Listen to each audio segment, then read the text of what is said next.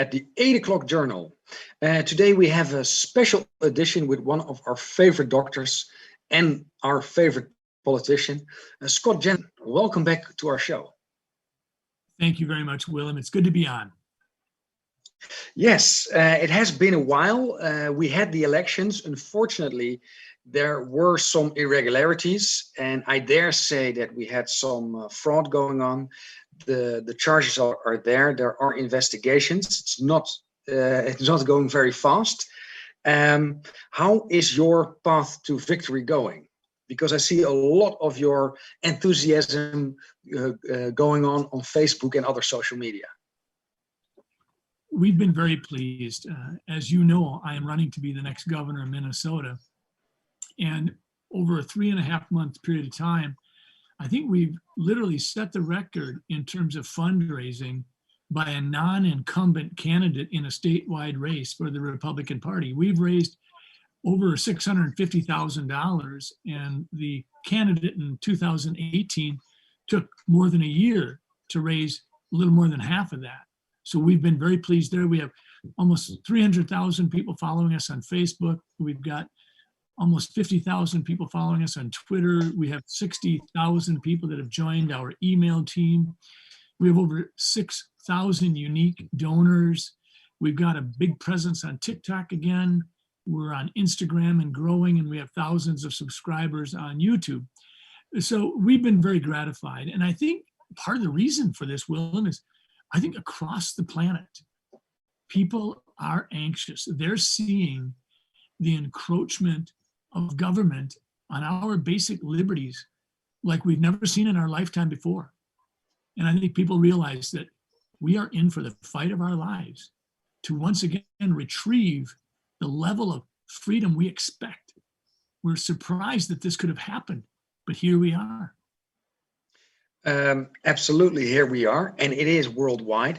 It makes me think of a very famous speech of President Eisenhower about the military-industrial complex. I don't want to go into too much details on what is behind it, but you mentioned a lot of social media, and one of the court cases that was just announced is against those social media. Do you still have disadvantages of the censorship going on, and are you also taking the social media to court? I am not specifically taking social media to court, but I know that there are numerous agents and folks doing that. I did get a strike by YouTube because I did a video that summarized what's happened over the last 15 months. And I was very surprised to get that strike. But I'll be very honest with you, Will. I don't want to lose my access to these platforms. It's very difficult. In America, our mainstream media is heavily slanted toward the left. And so the social media platforms are one way, a very effective way for me to be able to get a message out to hundreds of thousands and even millions of people. So when we get these strikes, we definitely feel censored, but we're also definitely going to try to mind our P's and Q's because we don't want to give anybody an excuse to take us down. Yeah, but in a few days, we have the cyber polygon coming on. We're very anxious, is maybe not the right word, but curious what is going to happen. Many of our channels have been censored or taken down. So we are taking them to court. But this is maybe the biggest problem, that you cannot communicate and that you cannot voice your opinion. And that is essential in the fight for our freedom. Edmund Burke once said, the only thing necessary for evil to prevail is for a good man to do nothing. And clearly, we have got to keep a groundswell movement across the globe engaged and ferociously fighting for their freedom and their constitutional rights. I couldn't agree with you more. The censorship, the cancel culture is real. And I think the courts hopefully will step up and do the right thing. But I think we're going to have to look at legislative opportunities as well, because right now, I don't know how we could describe social media in any other phrase than being heavily monopolistic. Absolutely, it's a cartel. All of the players are very cozy together, and we did a few court cases already against YouTube and Facebook, and they openly admit that yes, they do censorship. And that brings me to the medical part. We are now months further after the Operation Warp Speed, I think it was called by the previous president. Do you believe the injections or the vaccines, the so-called vaccines, have made a difference? I do. I think for the people that are over the age of 70 with the multiple underlying conditions, if you look at their risk of death from COVID versus their risk of death from the vaccine, and I know some people don't call it a vaccine, they'll call it an immune biologic product. That's fine. I think in the generic sense of the word, we're calling it a vaccine, and I'm not going to quibble about that. But I would say that for those people over the age of 70, clearly, statistically, they'll do better. And yet, this vaccine is a hard hitter. And for some people, I've had probably 2 or 3 patients that have had strokes within days after getting the vaccine. I have fortunately not had any patient that we know of die specifically related to the vaccine. But nevertheless, if you're under the age of 70 and you're in good health, the data indicates that this should absolutely be a decision that a person enters into very carefully. Each person has to have the right to make their own decision. And then as we start getting down into the group of people under the age of 30, and we look at the incidence of myocarditis and pericarditis, I just had a patient yesterday share with me that his grandson now has myocarditis a few days after having received the vaccine. Whatever we're seeing in the realm of myocarditis or pericarditis as being reported to the VAERS program in America or similar programs in Europe and the United Kingdom, we're only getting the tip of the iceberg in terms of data, because without question, physicians are not going to stand in line to spend an hour on a computer trying to report a concerning side effect or complication from a vaccine. And that's why in America, the statistic of 1 to 10% of legitimate reportable adverse events are getting reported. It's nowhere near the full body of data that would be present. Yes, we see that happening in Holland as well. Our registration system is a little bit better than the average in Europe, and then we can look at the ratios, but still it is between 1 and 10% of cases reported that, so 90% or even 99% is unreported. Now, you're a doctor, what are the chances of total recovery when you suffer from myocarditis? It's a critically important question, obviously very much for the patients that might suffer from it or the families involved with the patient. I don't think we know. As a general rule, myocarditis patients do quite well, but oftentimes their prognosis is dependent upon what caused it. So if it's a viral myocarditis, perhaps from a summer respiratory virus such as Coxsackie, we have more experience with that. But we don't have a lot of experience with COVID-19 vaccine induced myocarditis. We don't know what we thought we knew in regards to when you turn on the machinery of a cell such that the cytoplasmic organelles are cranking out spike protein. We don't know how long that process will perpetuate itself. We don't know how to turn it off. We don't know if it's 24 hours or 24 days.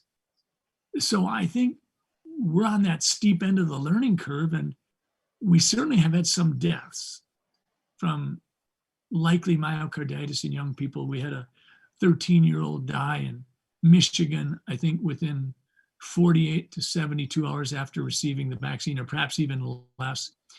I think in our VAERS reported death counts, we're having something like 20 to 30% of those deaths are occurring within 48 hours. So I think the argument that, well, perhaps these people would have died anyway and it had nothing to do with the COVID-19 vaccine, that seems a little far-fetched. I think that typically if you thought that someone was in such frail health as potentially likely to die in the next 24 to 48 hours, I think an awful lot of physicians would hesitate to give that patient that COVID-19 vaccine. So I think when we start seeing people rationalize data like that, I think that it shows how desperate they are. And I wish that we would be better than that. I wish that as well. And what was especially infuriating for me is last week we had the Council of Health in the Netherlands have a report about the injections of children aged 12 to 17. And I got really angry because at that age, I don't think you can have a decision about your own health, let alone do it for the community. Because in the report, it was admitted that there is actually zero benefit if you look at the benefit risk ratio. So it was only argued that you do it for the community. But have you ever in your profession heard such a report or had such an advice? No, I haven't. I saw earlier today a couple of early teenage kids that came in to specifically discuss the COVID-19 vaccine. They believe they've had the disease, they've recovered, they most likely have antibodies. They don't want to have their blood tested for the serology antibody test, and I understand that. Regardless of whether or not they did have it, they were exposed to people that had been confirmed. But the bullying and pressure they're feeling is just over the top. It strikes me that in 1976, when we had the swine flu epidemic, I think there were 53 deaths reported and some 500 cases of Guillain-Barré. And that was enough to suspend the program. And the program for swine flu vaccination was never restarted. And here we sit with a combined total in the tens of thousands, if you look at Europe, the United Kingdom, and the United States, in terms of reported deaths having a strong temporal association with the time of vaccine. And we are not seeing an open and honest discussion of this phenomenon. Instead, it feels like a cover-up. And it feels like if you want to talk about it, you risk being canceled and you risk being labeled as a COVID denier or a conspiracy theorist. I have never seen anything like this in my 40 years in medicine. Yeah, that is worrying. Anti-vaxxer is also a very effective term to cancel people. I believe that you're not an anti-vaxxer, and we discussed the merits of even these injections for certain age groups. Now, everything seems to be leading to the vaccination passport. How do you feel about such a project? In short, a vaccine passport is immoral. It's an invasion of your privacy. It's an invasion of your rights. It's interesting, Willem, that a little more than a year ago, there was discussion of a different kind of passport. It was called an immunity passport. And there were scientific articles being written about, should a person be entitled to an immunity passport if they're identified as having had COVID-19 and recovered and have antibodies? Now, this was 8 months in front of getting the vaccine. The scientific journal Nature wrote a compelling article why an immunity passport would be wrong-headed, the inappropriate thing to do. I remember reading that article and I saved it. And I agreed with it. And I do have immunity. I have antibodies to the nucleocapsid. I have antibodies to the spike protein. 11 months ago, I had COVID-19. I've donated my plasma to people who are struggling to get over COVID-19 because the blood bank so very much likes the combination of antibodies my blood presents. And yet, the immunity passport was rejected more than a year ago, and now the vaccine passport is raised up as a legitimate idea. I would say three things about this. One is it's immoral. Two is it strikes hardest against the people who can least protect themselves. And who do I mean there? I'm talking about frequently urban folks, high density population areas, minorities. A vaccine passport would hurt them the most. They don't want it. And then thirdly, we have to ask ourselves the question, what kind of precedent are we setting? How does the rubber band ever go back to its normal elasticity if we stretch it so far beyond any level of decency?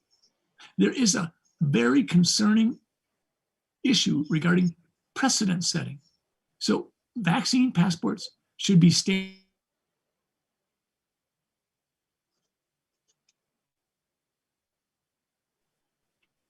Oh, sorry. I lost you for 2 seconds. I just finished my remarks, Willem, by saying vaccine passports should be stamped out right now. And what is the status in Minnesota? Because when I look at the map of the United States, and I do that very often to see who lost the mandates and who are against the vaccination passports, Texas and Florida, of course, are ahead of the rest and really leading the charge for freedom. You are running, so I guess Minnesota is not in a good state. Otherwise, you wouldn't take up the civil duty. Well, I think there are many reasons why I'm running. And certainly I do disagree with many of the COVID-19 policies that the present administration has put in place. But our governor in Minnesota has intimated that he would not impose vaccine passports. However, there is this thing called a de facto mandate, where even if you don't have a law requiring a vaccine passport, you allow a person's life to be so decimated, so intruded upon, so inconvenienced that you're literally mandating the vaccine. And I think this is wrong. And again, I would say what I said before. This is precedent setting. Are we going to do it next year for the flu? The year after?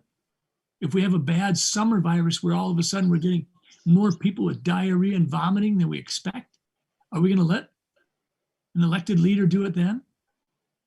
These are frightening intrusions. Yeah, it's the world upside down. You have to prove your innocence or your pureness to be able to participate or to partake in society. That's exactly right. And that's what a vaccine passport does. Fortunately, in America, I think we're seeing more and more pushback, and I'm grateful for that.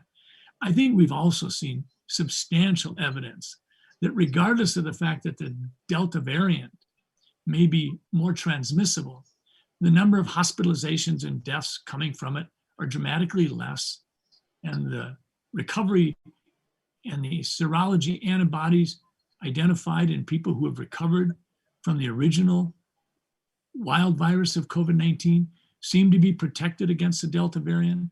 The vaccines seems to be protecting against the Delta variant. But when I say it in regards to the vaccine, I'm saying it within the context of what protection the vaccine offers. And that is not to prevent the disease, nor is it to prevent the potential to spread the disease. What we're being told in terms of endpoints with the mRNA vaccines is reduced risk of death and reduced risk of severe disease resulting in hospitalization. It's important to note that. Correct. I think a lot of people don't understand how we can combine that with the whole idea of herd immunity having to reach 65%, and then it became 75, then it became 80. Now people are talking about 90. What is happening here? And if there's no sterile immunity, is it even an option to reach herd immunity in that sense? We have seen one of our leading bureaucratic spokespersons in the form of Dr. Tony Fauci absolutely insult the intelligence of not just Americans, but people around the globe. He initially came out and said that herd immunity would likely be achieved somewhere around 60%. He was correct in stating that it was approximate, because there is no magic formula that tells us such information. But he did go on to sound a lot like an auctioneer, as he said 65, 70, 75, 80, 85. And when finally challenged on that, he acknowledged that he changed his tune, not because the science had changed, but because he didn't think the American people could handle the truth. This is a grotesque undermining of the public trust. Frankly, I think he should have been fired for that. If he had been confessing an honest change in opinion, that'd be one thing. But he didn't. He said that he had never really thought it was 60%. He just thought that he needed to ease into it slowly because we couldn't handle the truth. Sounds like he's watched too many movies.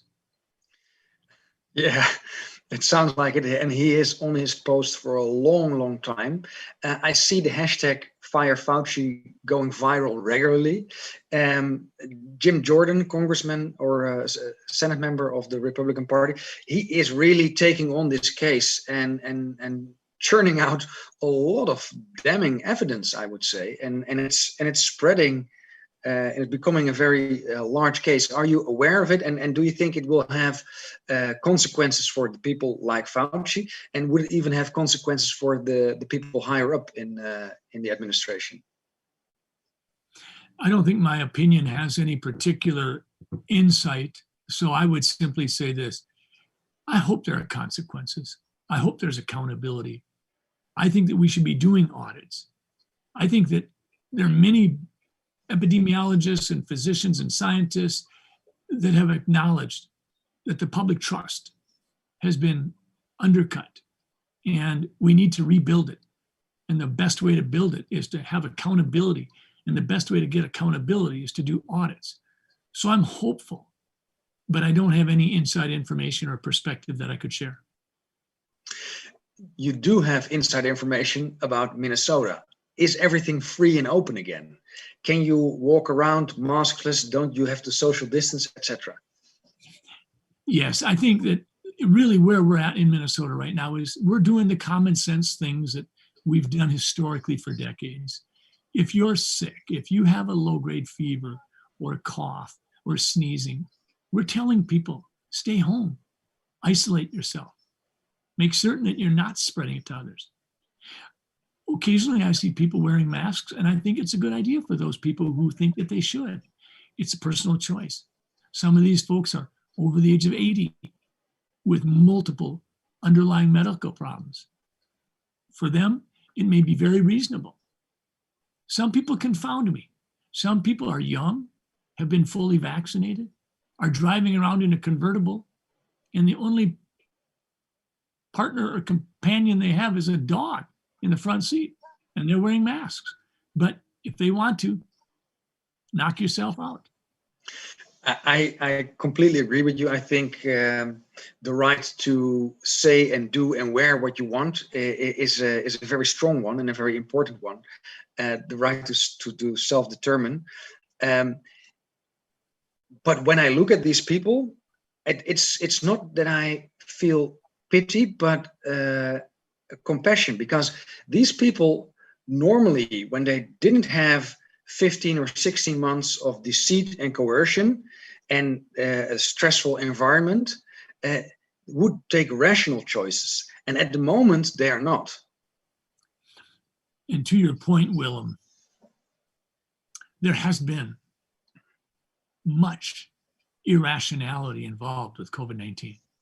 The idea that we had to wipe down all the boxes that we bought in terms of grocery store cereals and things like this. This idea that we should leave our groceries in the garage for 3 days. This idea that maybe 32 feet would be better social distancing than 6 feet, which is arguably no better than 3 feet. So we've done many things that make little sense. So I think the word you used earlier was compassion. And I would hope that as we move forward, we can be compassionate towards one another as we try to build bridges of communication in the future. Because personally, I don't think there's a lot of evil people out there trying to undermine my freedom or yours. I think there are a lot of people out there that are frightened. They have their own opinion. It might differ dramatically from my own. But I think that we need to be compassionate towards one another as we try to rebuild bridges, because where we sit today as a world, as a society of people, this isn't a healthy place. I completely agree. And what I see actually now is happening not only in Holland, but all around the world, is a deep polarization. You're either in favor or against the vaccine. You're either a mask wearer or a mask refuser. I really want to reach out to people. Also, my dance school is open to all people, whether they had the shot or not. For me, it is your personal choice. But it looks like the media is pushing on, and the social media is carrying on this segregation online, that people only hear what their group says. And I think social media is going to have to own some of that, because frankly, social media has gone to great efforts to create the algorithms necessary to feed people that which they like to eat. And so that division, that polarization is being bolstered virtually every week. It's not just widening it, it's creating walls of concrete. This is a huge issue. And I think it's one of the reasons why legislative bodies are going to have to look at how do we deal with social media, with its ability to cancel people, with its ability to bias the messaging, with its ability to actually shut down worthy sources of information. Correct. And what would you see as the antidote? For me, it's still meeting people physically. And now in most parts of the world, it is again possible. I would say that is the best antidote. But a lot of talk is already being had about a new lockdown if it goes wrong in September again. So what would you say to those people? I would say that lockdowns do not work and they make no public health sense. I think if we're going to look at something in September, which I do not anticipate, but if it happens, I think we need to do exactly what the Great Barrington Declaration says to do. We need to, with laser precision, protect the vulnerable. That's what we need to do. And that's all that we need to do. We do not need to lock kids out of school. We do not need to tell business people you have to close down and you cannot pay your bills and you need to be dependent upon the government to give you the money for you to buy food to put in your mouths and in the mouths of your family members. This is not what we should do. We should use common sense. We should socially distance at least 3 feet if we're ill, if we have symptoms. We should not overestimate the impact of asymptomatic transmission. And we should certainly not participate in lockdowns. Very clear. Do you also see a light at the end of the tunnel? I do. If I were calling this a baseball game, I would say that we're in the 8th inning, maybe even the top of the 9th. I think that we have seen a tremendous number of people build immunity on their own, and it may not be easily measurable. Many people who have recovered from the disease have antibodies like I do.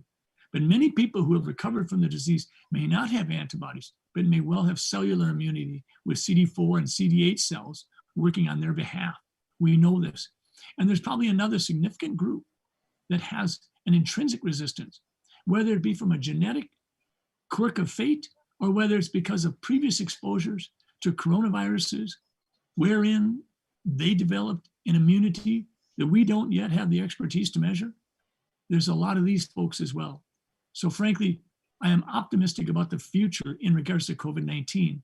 I am apprehensive and anxious about the future of our governing leaders and what they will do next time, because I think there are too many people in politics who like power, who like control, and I think their policies are ill-advised too much of the time.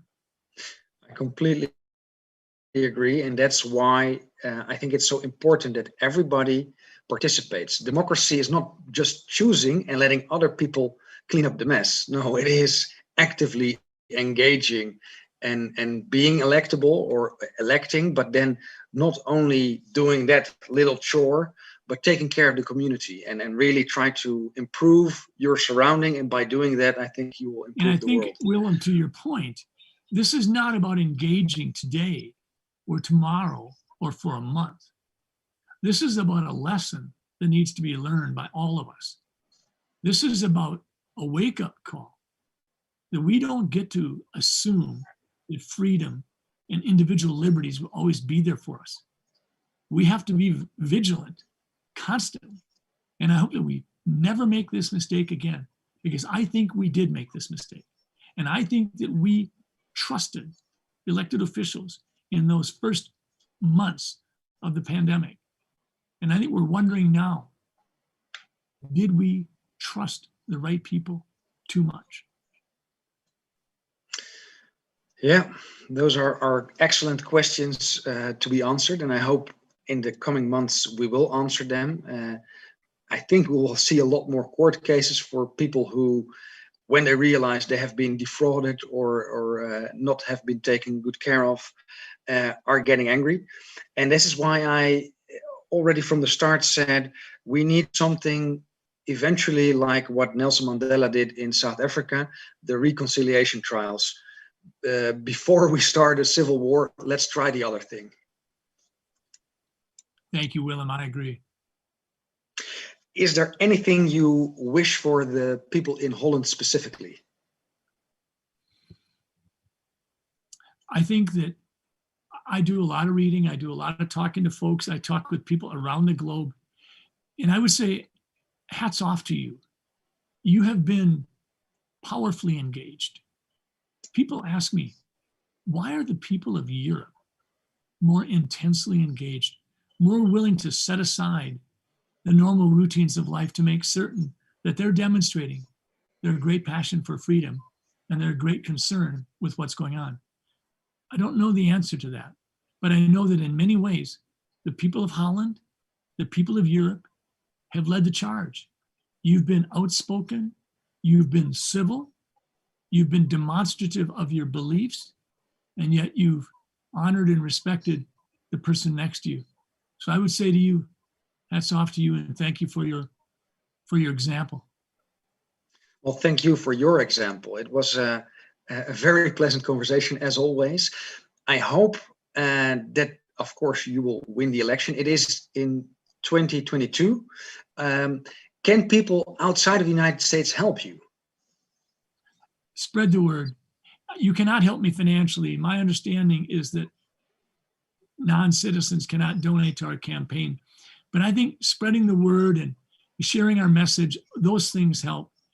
We're in this together. If we can do this in Minnesota, we can make it maybe a little bit easier in Holland, and we can connect globally because we are all members of this planet. Beautiful, beautiful words. Thank you very much, Scott. Have a good